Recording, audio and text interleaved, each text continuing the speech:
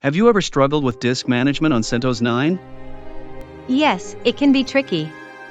But there are some useful commands that can make it easier. Like what? One of the most useful commands is fdisk. It can help you view, delete, and create partitions on your system. That sounds helpful. What are some key commands to know?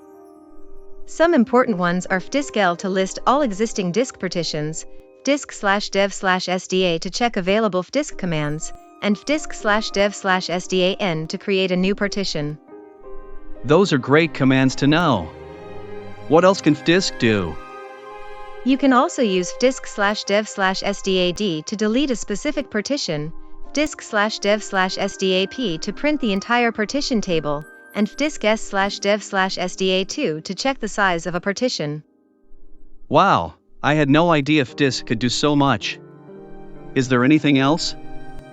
Yes, there's also fdisk/dev/sdaxf to fix partition table order and fdisk/dev/sdaa to disable the boot flag on a partition. Thanks for sharing these commands. Where can I learn more about CentOS 9 disk management? You can check out our complete tutorial on CentOS 9 disk management at yourwebsite.com/CentOS 9 disk management guide, yourwebsite.com/CentOS 9 disk management guide.